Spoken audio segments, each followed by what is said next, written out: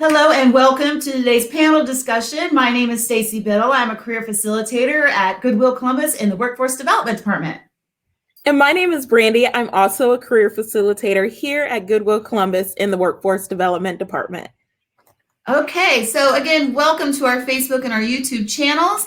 You know, this theme for our quarter is new year, new you, new career. So why not? Let's start with talking about resumes, how to refresh your resume so that you can get that first job or your next best job. So we have a panel today, and I am excited to introduce. Let me bring them on the screen. We have Ms. Jennifer Sharp, Mr. Alonzo Lipscomb, and Ms. Tammy Cross. So thank you everyone for being here. Appreciate you more than you know. All right, so first I would like for you guys to go ahead and introduce yourself. So please just, state your name, your title, and, your experience when, it has to do with hiring or resumes and things like that. Jennifer, why don't you start? Well, my name is Jennifer Sharp. I'm the Administrative Services Manager at OSU Physicians here in Columbus, Ohio. I've had over 30 years of administrative experience, most of which has been in a supervisory or managerial role. And most of that has also been having experience with hiring and going through the stages and processes of recruiting and bringing on new employees. Awesome. Thank you so much. Tammy. Hi, my name is Tammy Cross. I have been in human resources, let's say, over 20 years. I've been involved in all the different facets of HR, all of which have included recruiting. For the past 10 years, I've been in a senior management role. And for the past couple of years, I've been focused on consulting and helping individuals with their resumes who are out in the field and looking for new careers. So that's been my focus the last couple of years. Thank you. That's awesome. Thank you for joining us. Alonzo. Hello, my name is Alonzo Lipscomb. I've been at Goodwill for over 9 years. I've been a talent development specialist at Ohio Means Jobs for the last 3 years. My focus has always been on helping the clients with either looking for work or finding new opportunities to branch out into training, and I also work with different employers. I've been working in this field for over 15 years, and I'm also a national certified workforce development professional. Awesome. Thank you, everyone, again, so much for attending and participating today. I know this is going to be a great resource for all those out there who are looking to refresh their resume and maybe get a new career. So let's start with the question. Okay, so as experts, right, what should be the first thing that catches your eye when you look at a resume? I would say it depends on the type of position for which you're applying, however, or which you're hiring. I overall tend to look for marginal consistencies, proper verb tenses, bullet points, and proper use of space. And to piggyback on that, for me, I have 6 seconds to look at a resume. So for 6 seconds, I must take in what I see. And when I see a resume, I like to be impressed. So for me, when you take the opportunity to send an employee a resume, impress them for that 6 seconds. Make them want to grab the phone and call you. So that's what always grabs me about a resume. Yeah. So, but how can they do that, right? Like if you're looking at a resume for 6 seconds, how can someone grab your attention in those 6 seconds? Choice of words, style, looking at what the position offers and making sure that you use that opportunity to create something that person sees in that 6 seconds to want to call you. It's not all about creating a big format. It's all about using the right choice of words, editing, proofreading, and making sure that when that person sees your resume for that 6 seconds, they want to call you. Yeah, I would recommend also highlighting skill sets at the top of your resume or off to the side in a margin.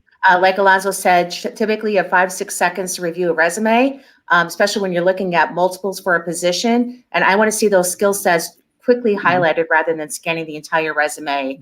So I know whether or not I want to move it forward into the hiring process. Excellent. Excellent. All right.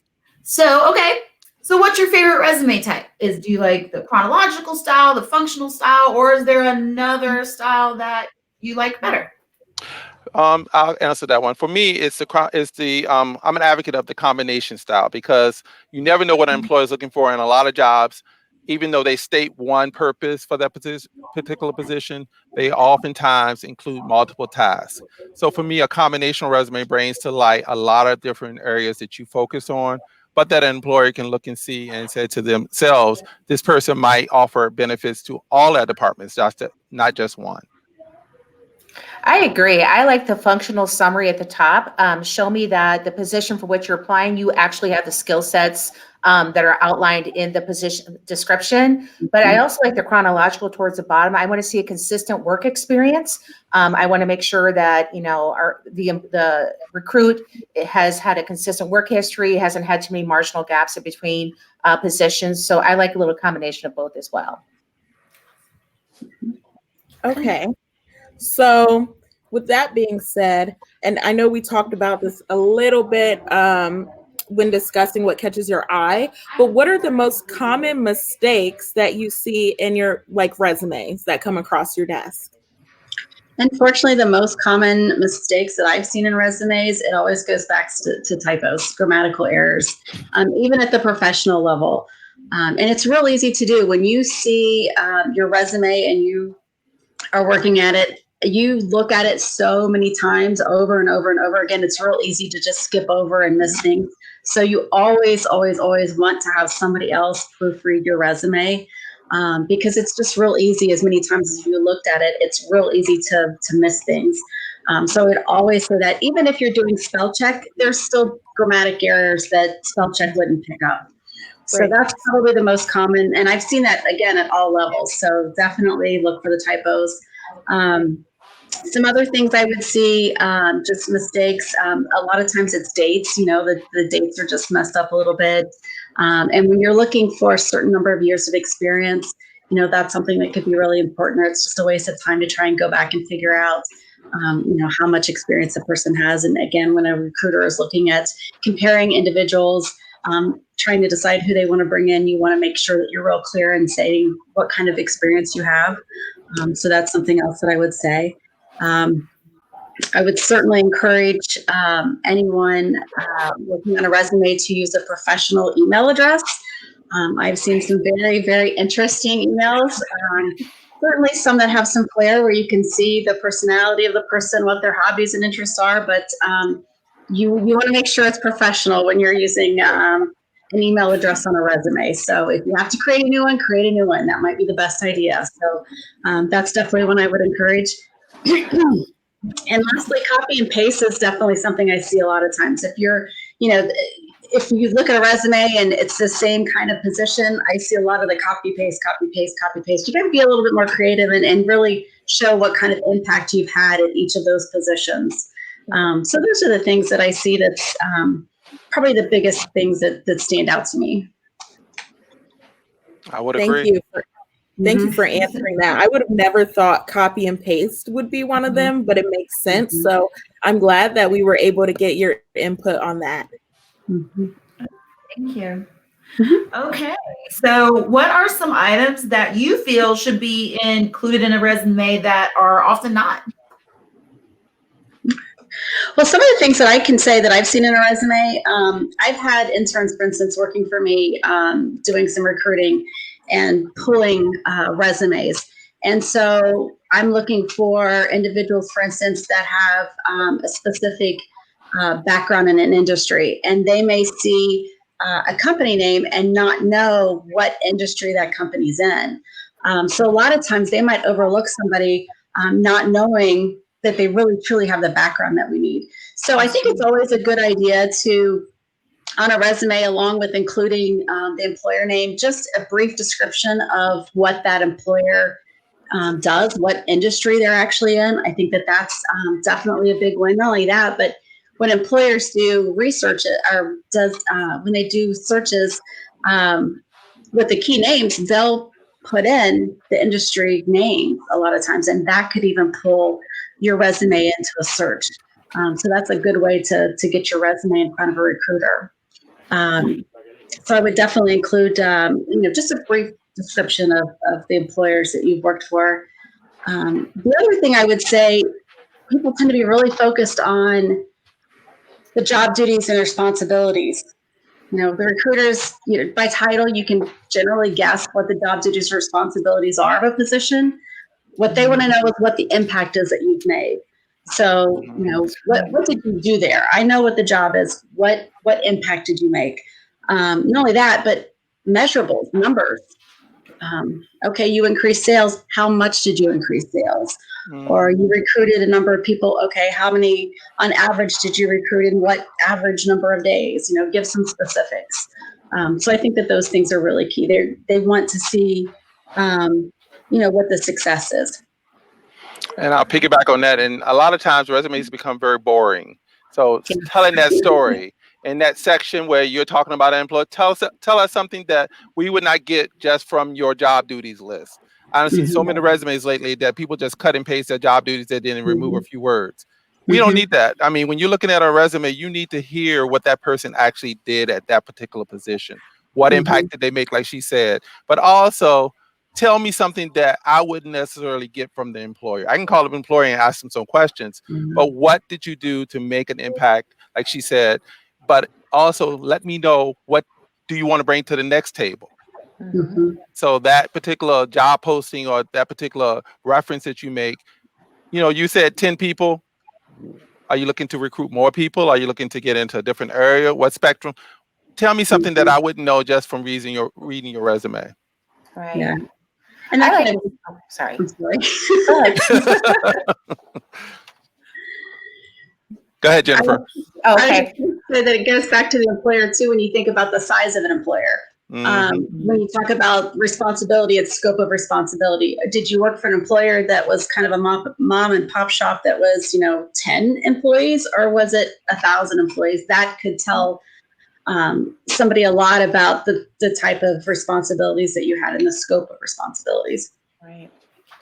I like to see something outside of the work environment as well. I like to see some sort of volunteer activities or community involvement. It's not just about your work history. It's about the individual as a whole. I think individuals who are involved in the community or have volunteer activities show an extra initiative of giving back and having some ambition and they're passionate about something. I want to see some passion in individuals, and I can get everything I can from your work history. And like you guys have said, when you look at enough resumes, it's all the same. But to give me a true overall picture as an individual, I want to see beyond the work experience. I want to see the individual. So anything that sets you apart from your work history, but that stands out and shows that extra drive and passion in the community, I think is also a good thing to have. Awesome. Thank you. Wow. That ties into our next question. So how else can someone spruce up their resume to catch the employer's attention? Do you guys have any other tips? I would say do not use Indeed or any other job search engine that creates a resume for you. Oftentimes, when that comes into our systems and reviewing resumes, things become unaligned, marginal errors. They don't quite line up. You'll have a page number and the person's name midway down a page. I think it's important to, if you have to consult with examples on the internet or a resume builder or like your best friend that knows how to do resumes really well, do your resume in Word and upload it in a PDF file. If you upload it in Word, oftentimes, again, when we bring it into the system, you start seeing tables and all those little character marks. So that would be my best advice in addition to some of the other aesthetics, but make sure that you do not use a job search engine to create your resume. Also, I would say look outside the box some when you're doing your job duties and job focus for the next position. What did you do to create what we call synergy? What did you do to make that company love you so much that even though you might be leaving, they still want to keep you? I want to see that when I look at resumes. I want to see something that stands out. Like she said, you did volunteering or you help recruit a team of new scientists or new IT professionals. What did you do to make yourself stand out? Not just what you did for the job itself, but what did you do to stand out? And a lot of times people forget that these people are looking for artists. They're looking for people who have brought something to the table that no one else can bring. All right. Last one. So out of everything we just talked about today, what is that one final piece of advice that you would like to give the job seekers out there regarding refreshing their resume? I would say make sure that the job for which you are applying matches up with your skill sets. Oftentimes, I just hired for a position. I had 120 resumes to go through, and probably 15% of them are applicable based upon their experience. So if you really want to have some serious consideration for your resume, make sure all of the things we've talked about today, but also make sure that you are truly qualified for the position for which you are applying. Oftentimes, companies offer multiple positions, and if you apply for all these positions and you're not qualified for any of them, that company is not going to take you serious for that one that you may be qualified for. Thank you. Thank you. Tammy or Alonzo? For me, I guess I would say one of the biggest things, try to keep your resume refreshed, try to make sure that you go back and look at it on a regular basis, as we're recommending. And along with that, make sure that you always have somebody else look at it. I know it's tough sometimes to have, to show your resume to someone else and get their critiques, but it's really important to do that. And, certainly for somebody that knows you as well. So, you can get your soft skills even on the resume. And make sure you include some of those key things as well. And for me, when I would teach a class on resumes, I would always tell people it's a living document. Please do not think that because you have edited one time that you're done. And I had a 6-year-old who's 18 now, but at 6 years old, my son could read a resume and find errors in it. So I would let him read over the resumes, and he would just find. And he would go, Dad, I didn't think I could find errors. I said, yes, you can, son. And I tell people all the time, don't worry about they have a GED, don't worry about they have a PhD. Allow someone's eyes to look at your resume, and we have the #1 place in the country to go at. We did at, because of COVID-19, we don't right now. But the librarians will help you and proofread your resume on a Saturday or Sunday if you have to submit it for Monday. But have someone look at it. But always remember, you constantly are updating your resume. You have to. And I don't see people come to me after I worked at the Urban League 5 years ago and say, can I get a copy of my resume? I said, no, it wouldn't be effective. So think about looking at the document and saying to yourself, what is pertinent today? What do I need to take out? But also have a master resume, something that you can, edit and take away from. But always believe that a resume, just like a cover letter, is always constantly changing. That's right. Excellent. Your resume is also your billboard. I mean, yes. If you are going to apply for a position, this is the one document that you have to get in front of someone's hands to say, I'm your person. And so particularly for me, when I hire administrative assistant positions, I'm looking for those marginal consistencies. I'm looking for a verb tense agreement. I'm looking for all those things that if you say you're detail oriented in your skill set, I want to see the details oriented. And if it's not, if I see some sort of marginal offset, I will pass it along and I will not consider it. And you may be a well-qualified candidate, but if you cannot put together a resume that finds you as your billboard, again, according to the position for which you're hiring, it will often get overlooked. And that's one word I never tell people never to use, detail oriented. Because that's right. One mistake, you're not detail oriented. Don't misspell that. That's right. And it's hyphenated, people. Well, thank you guys so much for joining us. And thank you, audience, for joining us and watching this session on Resume Refresh. Don't forget to subscribe to our Facebook page and our YouTube. And also, don't forget to follow us on LinkedIn.